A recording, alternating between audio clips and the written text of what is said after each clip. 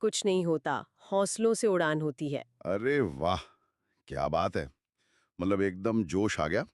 तो दोस्तों सोचिए, 1855 का समय है। एक तरफ दुनिया की सबसे ताकतवर ब्रिटिश फौज खड़ी है। उनके हाथों में आधुनिक बंदूकें हैं, तोपें हैं। हम्म। और उनके सामने खड़े हैं जंगलों में रहने वाले आम लोग, जिनके पास लड़ने के लिए सिर्फ तीर और कमान है। कोई भी तार्किक इंसान कहेगा कि यार ये तो एक तरफा लड़ाई है। बिल्कुल। लेकिन फिर भी वो लोग लड़ने उतर जाते हैं और अंग्रेजी हुकूमत की जड़ें हिला देते हैं। ऐसा क्या हुआ होगा जिसने इन सीधे साधे आदिवासियों और किसानों को इतना खूंखार बना दिया कि उन्हें अपनी जान की परवाह भी नहीं रही? यही तो आज हमें समझना है। और दोस्तों, इसी जोश और जुनून के साथ आज के इस शानदार सेशन में हम आप सभी का स्वागत करते हैं। तो आज के हमारे इस डीप एनालिसिस का जो मिशन है ना, वो एकदम स्पष्ट है। भारतीय इतिहास के प्रमुख विद्रोहों और किसान आंदोलनों, यानी मेजर इंडियन रिबेलियंस को हमें सिर्फ बोरिंग तरीके से रटना नहीं है। हाँ, रट्टा बिल्कुल नहीं मारना है। राइट। हम अक्सर देखते हैं कि सिविल सर्विसेज या स्टेट पीसीएस की तैयारी करने वाले छात्र जो हैं, वो डेट्स और नेताओं के नाम याद करते करते परेशान हो जाते हैं। आज हम इन विद्रोहों के पीछे की असली कहानी, वो क्यों और कैसे को गहराई से समझेंगे। और साथ ही फनी ट्रिक्स और विजुअल्स के जरिए इन्हें आपके दिमाग में हमेशा के लिए छापने वाले हैं। ये एक rapid fire full energy session होने वाला है। एग्जैक्टली। क्योंकि देखिए, इतिहास को अगर सिर्फ तथ्यों की सूची मानकर पढ़ेंगे ना, तो वो कभी याद नहीं रहेगा। आज का हमारा जो अप्रोच है, वो पूरी तरह से एग्जाम ओरिएंटेड होने के साथ साथ विश्लेषणात्मक भी है। हम उन बारीकियों को पकड़ेंगे जो सीधे प्रश्न पत्र में स्टेटमेंट बेस्ड सवालों के रूप में छपने वाली हैं। तो चलिए हमारे विजुअल नोट्स की पहली स्लाइड से शुरुआत करते हैं। सबसे पहले जो तस्वीर हमारे सामने है, वो अपने आप में पूरी कहानी बयान कर रही है। मतलब एक तरफ एक आदिवासी खड़ा है जिसके एक हाथ में तीर कमान है, राइट। और दूसरी तरफ एक किसान है जिसके हाथ में फावड़ा और कुदाल है। अब मेरा सवाल ये है कि ये तो इनके आजीविका के साधन है ना। एक शिकार करता है, दूसरा खेत जोतता है। फिर ये अचानक से हथियार कैसे बन गए? यही तो सबसे बड़ा ऐतिहासिक बदलाव था। अंग्रेजों ने जब अपने आर्थिक फायदों के लिए जंगलों के कानूनों को बदला और खेती की जमीनों पर भारी टैक्स थोप दिए, तो इन लोगों की आजीविका ही खतरे में पड़ गए। अच्छा। जब जीवन और अस्तित्व पर बात आ जाए, तो हल चलाने वाली कुदाल भी हथियार बन जाती है। और इसी बात की गारंटी हमारा वो पीले रंग का स्टिकी नोट देता है, जिस पर लिखा है revision note series by study tech. बिल्कुल। आज हम जो तथ्य डिकोड करेंगे, वो परीक्षा के लिए सबसे महत्वपूर्ण है। तो अब हमारी दूसरी स्लाइड पर आते हैं। अगर हम भारत के इस बड़े से मैप पर नजर डालें, तो ऐसा लगता है जैसे पूरे देश में ही रायता फैला हुआ था। हाँ, एकदम। पंजाब से लेकर यूपी, झारखंड, बंगाल, असम और नीचे केरल तक हर जगह विद्रोह की आग लगी हुई है। मैप के चारों ओर किसान, सन्यासी और आदिवासियों के छोटे छोटे चित्र बने हैं, जो अलग अलग दिशाओं से अंग्रेजों पर हमला कर रहे हैं।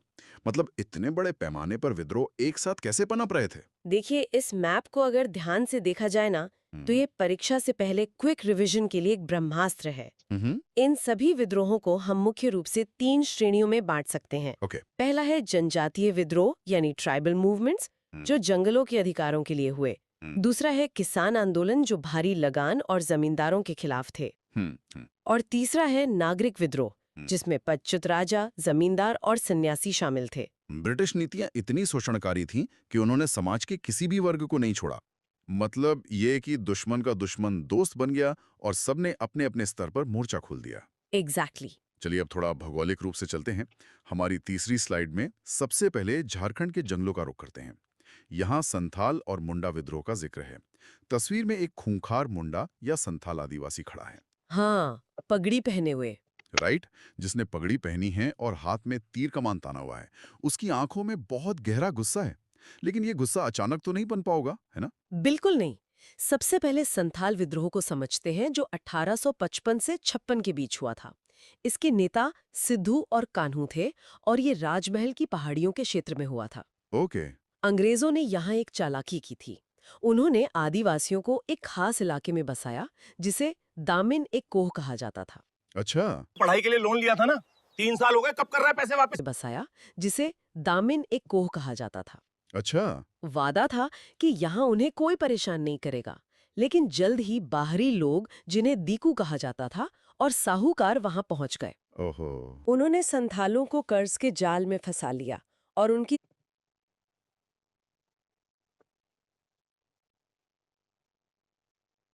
उनकी जमीनें छीनने लगे। इसी धोखे के खिलाफ सिद्धू और कान्हू ने हथियार उठाए थे। मतलब एकदम सिस्टमैटिक तरीके से उनकी जमीन हड़पी जा रही थी। चलिए, इस महत्वपूर्ण तथ्य के साथ हमारी फनी ट्रिक भी जोड़ लेते हैं ताकि स्टूडेंट्स एग्जाम में नाम ना भूलें। बिल्कुल, बताइए। ट्रिक है, संत यानी संथाल लोग बहुत सीधे यानी सिद्धू होते हैं और कान्हा यानी कान्हू की पूजा करते हैं। अरे वाह! तो संत से संथाल, सीधे से सिद्धू और कान्हा से कान्हू। एकदम सेट हो गया दिमाग में। बहुत ही असरदार ट्रिक है। अब इसी क्षेत्र के दूसरे बड़े महाविद्रोह यानी मुंडा विद्रोह पर आते हैं, जो 1899 से 1900 के बीच हुआ। हाँ। इसके नेता भगवान बिरसा मुंडा थे और इसका क्षेत्र छोटा नागपुर था।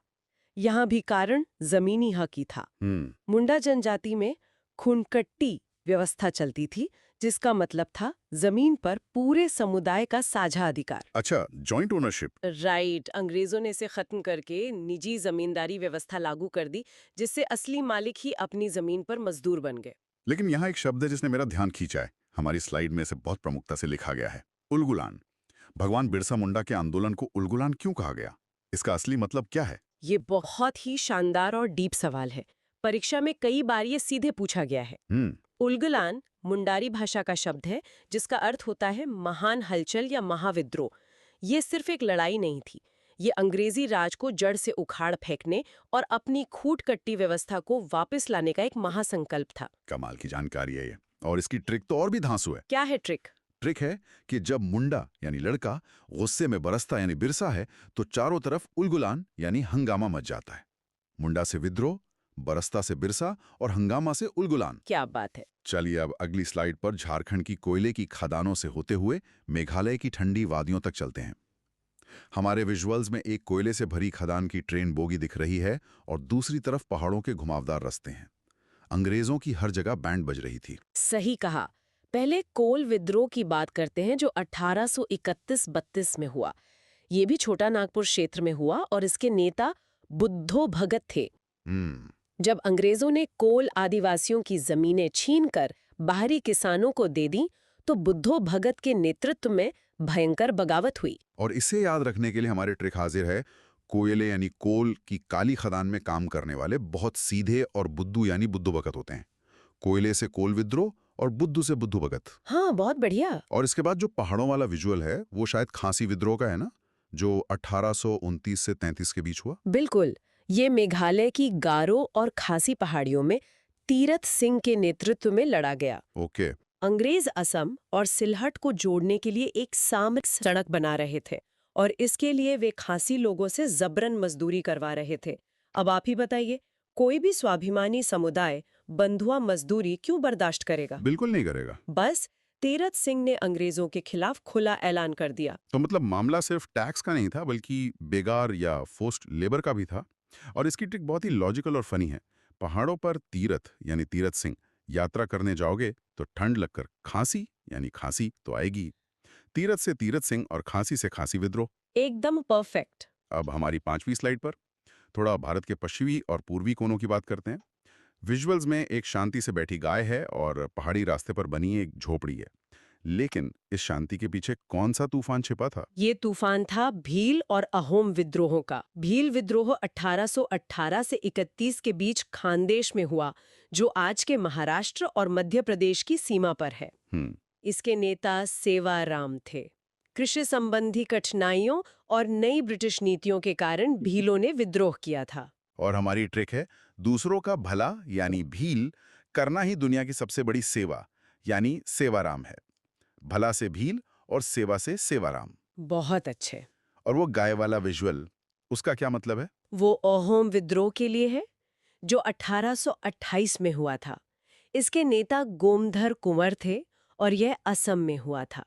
इसके पीछे की कहानी ना ब्रिटिश कूटनीति के धोखे की कहानी है। वो कैसे?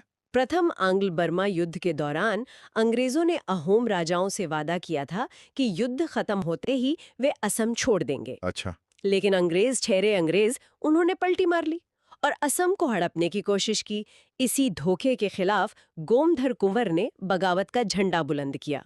अंग्रेजों की पुरानी आदत, फूट डालो, वादे तोड़ो और राज करो। इसकी ट्रिक बहुत मजेदार है दोस्तों। इंसान को अहंकार यानी अहोम छोड़कर गो माता यानी गोमधर की शरण में जाना चाहिए। अहंकार से अहोम और गो माता से गोमधर कुंवर। एकदम सही। अब नोट्स की छोटी स्लाइड पर आते हैं जहां आप रंपा, चुआर और रमोसी विद्रोह का जिक्र है। तस्वीर में एक आदिवासी अपना सीना चौड़ा किए धनुष ताने खड़ा है और नीचे रैंप पर पदचिन्ह यानी फुटस्टेप्स बने हुए हैं। ये विजुअल रंपा विद्रोह को दर्शाता है जो 1922 से 24 के बीच हुआ। इसके नेता अल्लूरी सीताराम राजू थे और ये आंध्र प्रदेश के गोदावरी क्षेत्र में हुआ था। ये आदिवासियों पर लगाए गए कड़े वन नियमों के खिलाफ था। ट्रिक तो इसके नाम में ही छिपी है। सीताराम राजू ने आंध्र प्रदेश में रैंप यानी रंपा वॉक किया, रैंप से रंपा। लेकिन रुकिए, यहां मुझे एक बात खटक रही है। क्या? स्लाइड में लिखा है कि रंपा विद्रोह गांधी जी के असहयोग आंदोलन से प्रेरित था। अब गांधी जी तो पूरी तरह से अहिंसक थे, जबकि अल्लूरी सीताराम राजू तो हथियारबंद विद्रोह का नेतृत्व कर रहे थे। ये विरोधाभास कैसे हो सकता है? ये बहुत ही बेहतरीन ऑब्जर्वेशन है। असल में अल्लूरी सीताराम राजू गांधी जी के बहुत बड़े प्रशंसक थे। उन्होंने लोगों को खादी पहनने और शराब छोड़ने के लिए प्रेरित किया, जो गांधीवादी आदर्श थे। अच्छा। लेकिन जब बात आदिवासियों के अधिकारों की आई, तो उनका मानना था कि अंग्रेज अहिंसा से नहीं, बल्कि बल प्रयोग से ही मानेंगे। इसलिए विचारधारा के स्तर पर वो राष्ट्रीय आंदोलन से जुड़े थे, लेकिन उनका तरीका क्रांतिकारी था। क्या बात है। मतलब गांधी जी का प्रभाव दूरदराज के जंगलों तक पहुंच चुका था।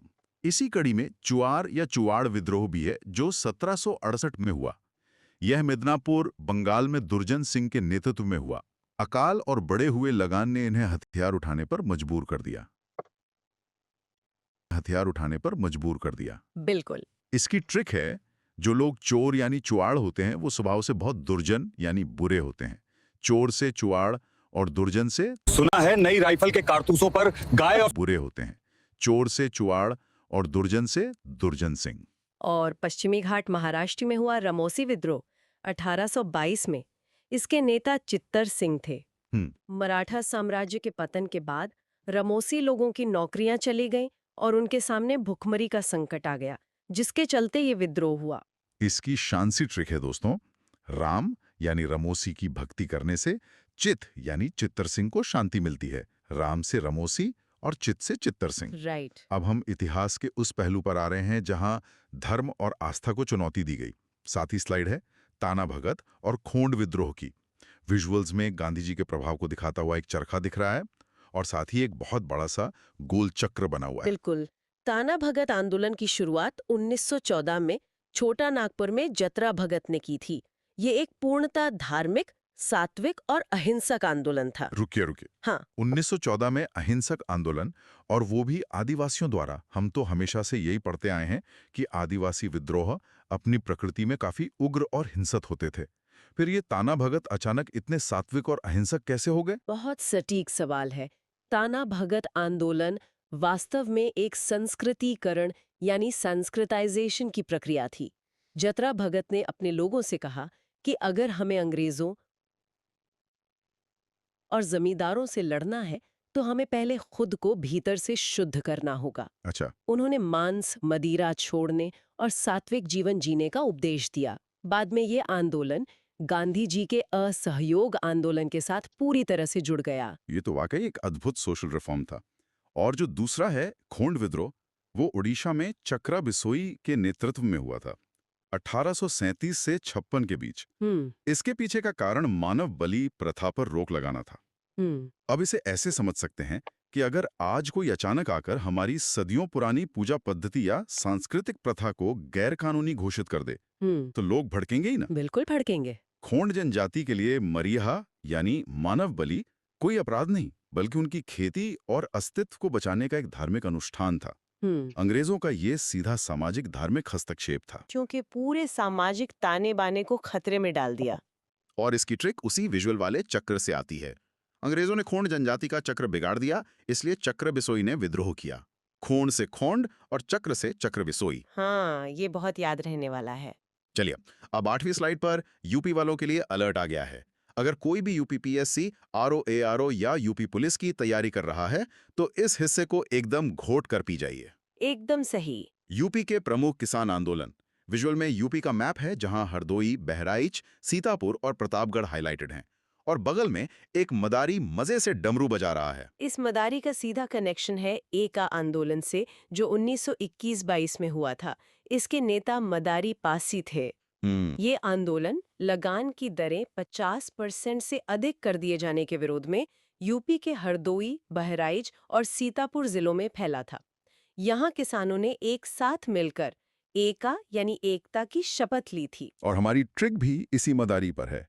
यूपी के किसानों में एका यानी एकता लाने के लिए मदारी ने खेल दिखाया। एका से एका आंदोलन और मदारी से मदारी पासी। इसी के साथ यूपी का दूसरा बड़ा आंदोलन था अवध किसान सभा 1920 में।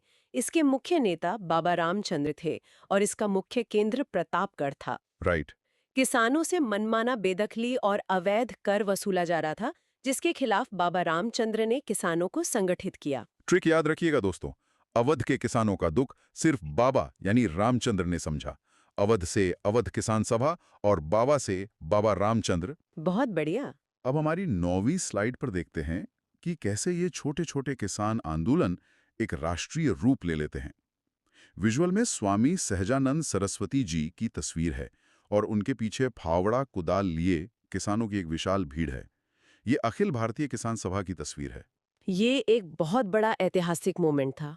1936 में लखनऊ में अखिल भारतीय किसान सभा की स्थापना हुई थी।